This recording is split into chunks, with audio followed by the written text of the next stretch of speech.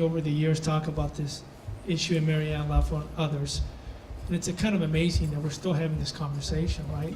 The reasons for why we need it, we all agree. So, and it makes no sense that we can't get to a solution. A lot of the reasons are well documented here. I'm not too sure I need to repeat everything, but obviously there's economic development, not only attract, retain, but grow what we have. Many of our communities have incredible businesses, have incredible people living in them, and they're trying to figure out a way to make a living and grow. And broadband is such a significant tool to make that happen. So there's that one. We have people coming to our city halls on a daily basis. We have the service. Well, we're underserved. Not only do we not have reliable service, but we have pretty expensive service. So we're overpaying for junk when you compare it to other areas. And that's actually a pretty significant public policy issue, because when you go in front of the CPUC and others, many providers say, well, we're serving your communities. Well, the service is available. It's not great service, it's very expensive, which we found, and I'll speak to it, when the city of Gonzales got in front of the California Public Utilities Commission on a Charter Time Warner transaction that was happening a few years ago. We inserted ourselves into that discussion, and I'll speak to that in a little bit. So not only do we need it for economic development, but we also need it for our community, our residents, to tap into their potential and the possibility. It's amazing what our kids see, and our superintendent will speak to this more, what they see on a daily basis, and the potential, and they see it on TV. They see it on their phones. A lot of people are spending a lot of money on that phone. And they don't have the ability to sort of tap into it.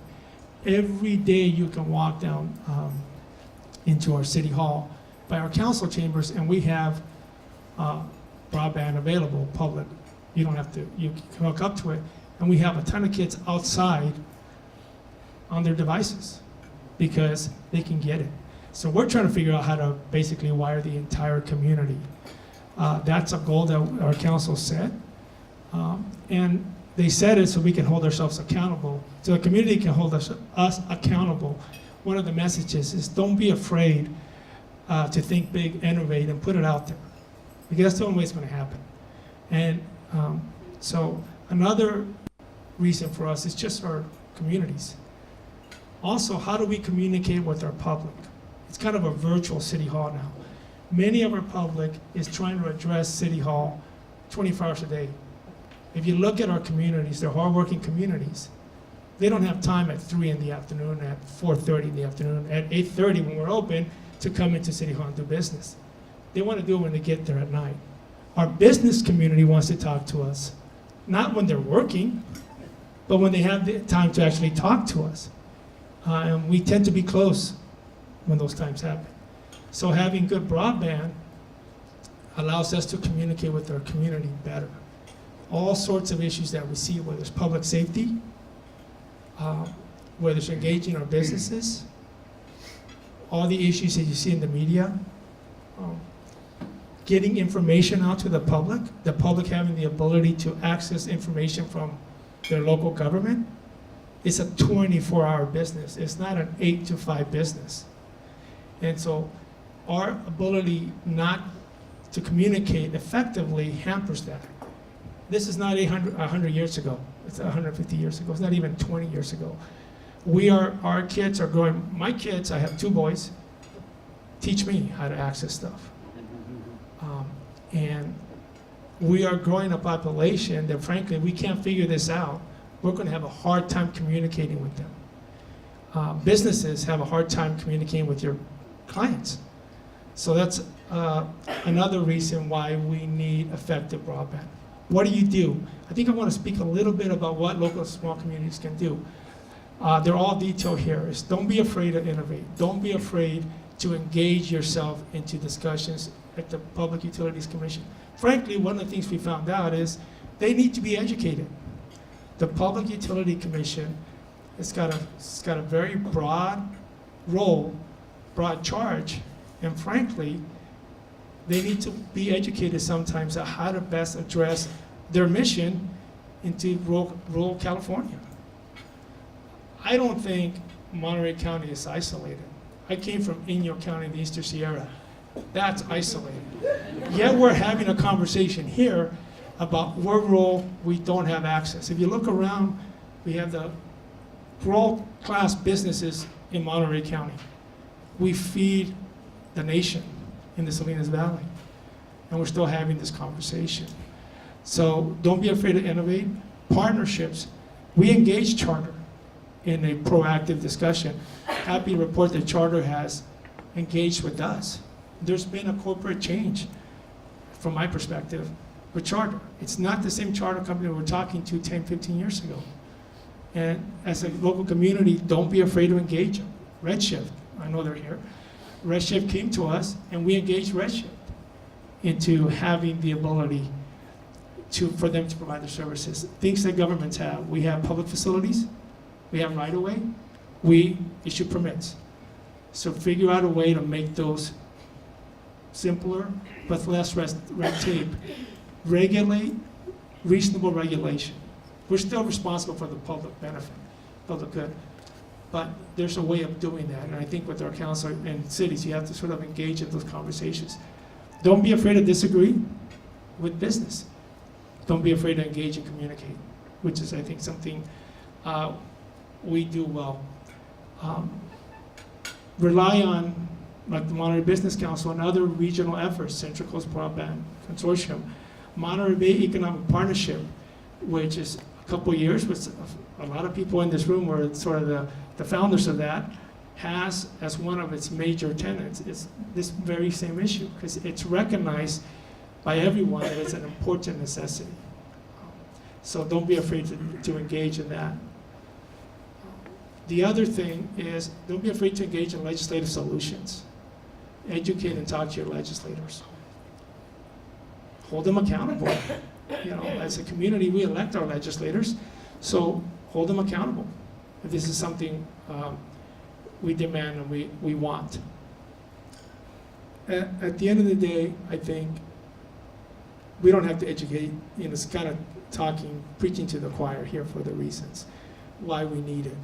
And I think it's important for us to find how to get there. So I just kind of want to close by saying it's important for economic development, it's important for our civic engagement, it's important for our residents, our kids to grow, to tap into their potential. And in order to do that, do not be afraid to set the goal, to bring it to the area and everybody, and engage the partners, whether it's the business, whether it's our regional efforts, whether it's our legislative, elected officials, and others. And a major component, the other thing, finally, with our small rural communities, is we do not have the foundation or the base that big cities do. We don't have nonprofits. We don't have some of the other organizations. Really, when you look at King City, Greenfield, Soledad, and Gonzales, speaking at least as four Salinas valleys, you have your local government and you have your school districts. Those are your two largest major institutions in those cities. And then you have the faith-based communities and a few others. We don't have the other agencies or infrastructure that bigger cities do. So I think it's important to engage those two institutions in this discussion. And with that, I'd like to turn it over to our Superintendent of Schools, Elizabeth Medina, who's going to talk to you from an educational perspective.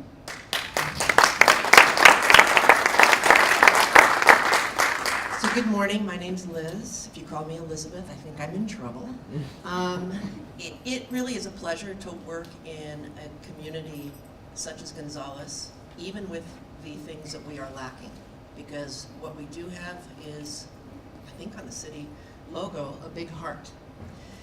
And we know what we need for our students. Our school district serves 2,424 students, and that's just in the 3 comprehensive schools, 1 elementary, 1 middle, 1 high school, and then a continuation school. Adult Ed is another program that we serve, so we're not talking just about our youth, we're also talking about educating our community members so that they can access a better life. We don't have the funds that other districts might have, but we do pretty well with the funds we do have. We have 32 Chromebooks in every single classroom, grade 3 through grade 12. That means when a student moves from one room to another, they are guaranteed access to a Chromebook to do work. In our TK through second grade, we have 30 iPads available to every student in those programs. People talk about one-to-one. We actually have more computers than we have students because we have them in the classrooms, but we did that because the students, taking them home, what does that mean? If they don't have access at home, they just have a tablet they walk around with. It doesn't really serve them. Sure, they can do some of those things where you don't need the internet, but really everything they are doing now is internet-based.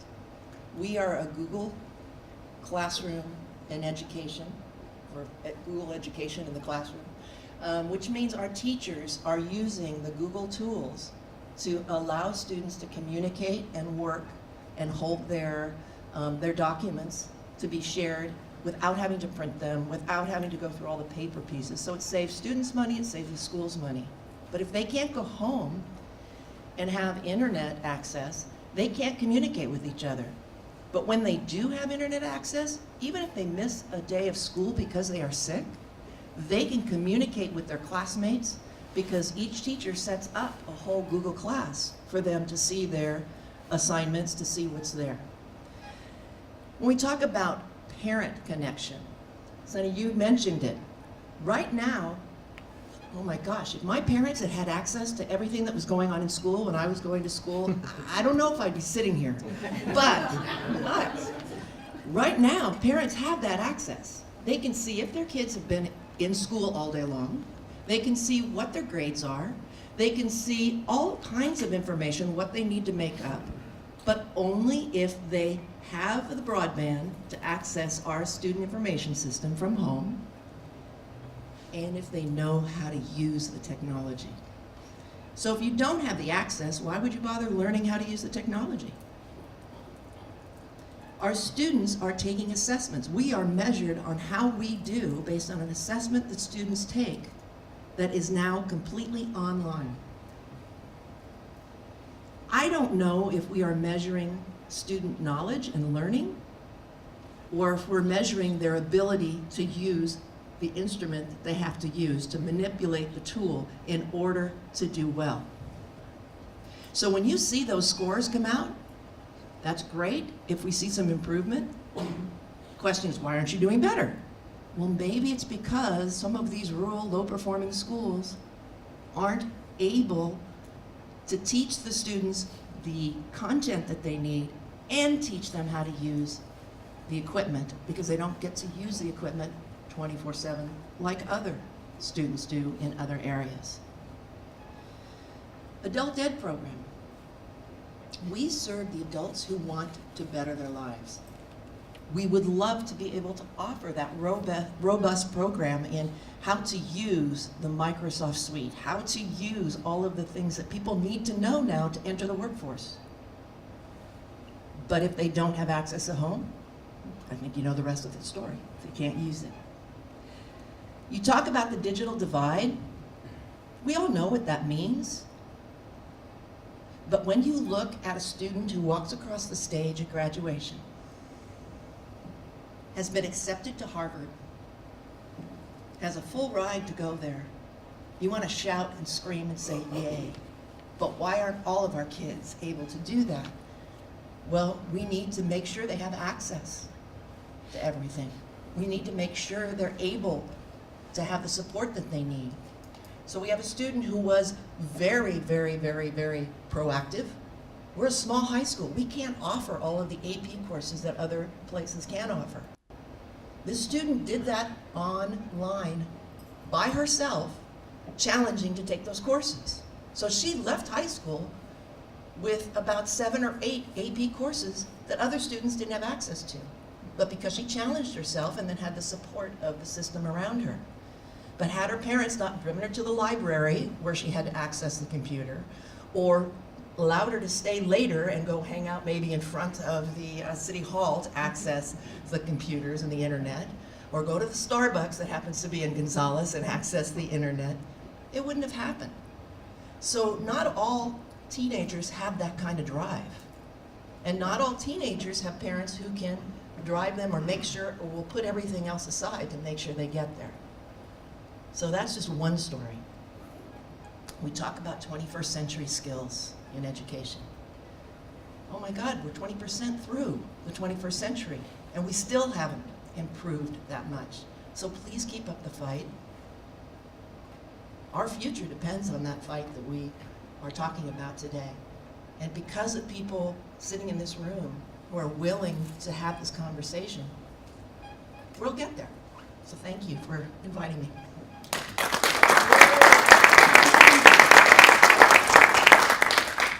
Good morning.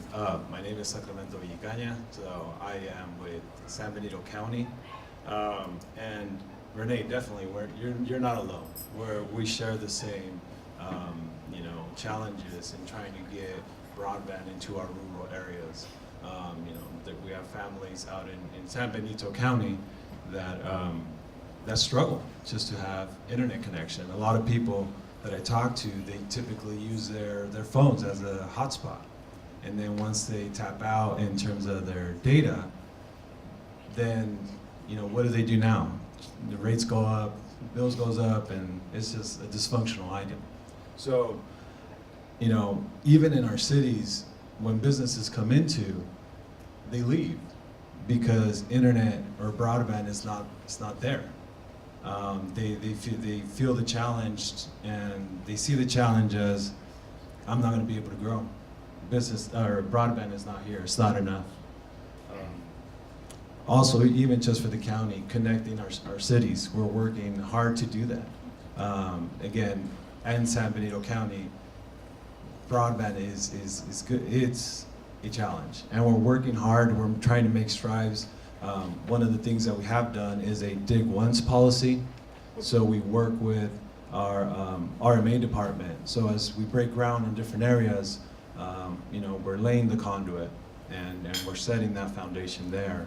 But even then, that's hard, and it's hard to get the technology out there. So that's, I just wanted to share a couple of our challenges that we face here at San Benito County. Thank you.